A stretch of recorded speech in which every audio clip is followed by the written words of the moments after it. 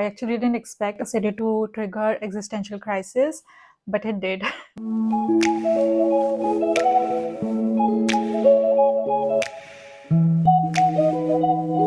Hey guys, I know it's been long, but welcome back to my channel.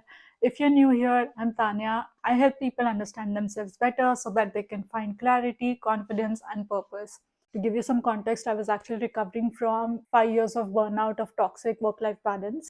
In the meantime, I took plenty of rest, roamed around a bit, and one of the most fascinating places that I visited was Rome. If you've ever seen Rome or if you've ever seen the pictures, you would realize that the place is just huge. It is so beautiful and gigantic in every way. It makes you feel like an ant. So, Rome made me feel small, like not emotionally, but existentially. It was like roaming around in a city that did not care who I was, but it welcomed me into something bigger than myself. I don't know if it's just me, but sometimes it's the smallest things that can trigger existential crisis in you. And visiting Rome did that for me, but in the best possible way. Now, I tried to understand what exactly I was feeling and why I was feeling it. So I researched about it. And there's a psychological concept called the cathedral effect. So, what it suggests is that high ceilings and big places actually influence our thinking. They can make us more reflective and more creative. In contrast, smaller, confined spaces make us focus inwards. Vast spaces literally expand your mind. They trigger awe, and awe by nature reminds us of how tiny we are. So here's the paradox.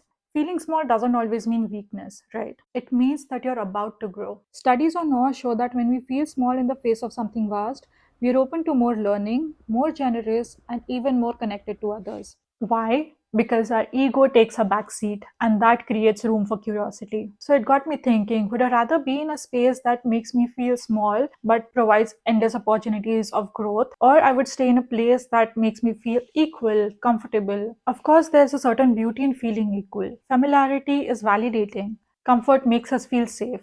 But the trap is, if you stay too long, it can become your cage, like a velvet prison. The longer we stay in ease, the harder it becomes to leave. Comfort can seduce us with certainty, but growth asks for some courage. Neuroscience suggests that novelty lights up the brain. Learning something new, exploring unknown spaces, these activate dopamine, our brain's reward system. In contrast, routine dulls this effect over time. So, in a way, staying too long in a place that is familiar can literally flatten our aliveness. Now, here's the part that we don't romanticize enough. Vastness is rarely easy. It's overwhelming, it's disorientating. Sometimes you cry, sometimes you fail, sometimes you wonder if you made a mistake. But to be fair, expansion isn't supposed to be glamorous, it is supposed to change you.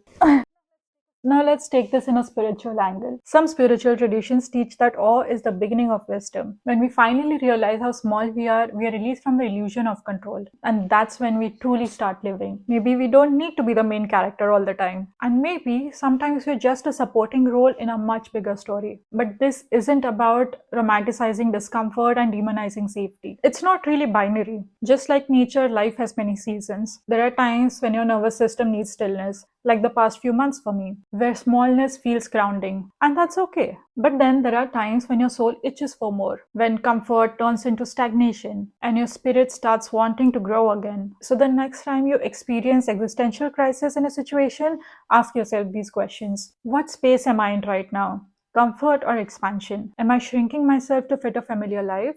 What would I explore if I wasn't afraid of feeling small? And what's the one thing I can do this week to expand my mind? Don't even always have to jump into the unknown. Just lean towards it. Remember, all great things start small. All transformation begins with one step outside the line. So if you feel small right now, in a new city, in a new job, or in a new version of yourself, it's not a sign that you're failing. It's a sign that you're expanding. Because sometimes the most powerful shift you'll ever make is choosing the vastness. Not because it's safe, but because it calls you. So if this resonated with you, let me know what season you are in right now. Are you in the season of comfort or expansion? I'd love to hear your story in the comments below. And if you know a friend who needs this story, share this video with them. By the way, I've just started here, but I do have some very good videos on perfectionism and other self-improvement topics. You can check some of them here.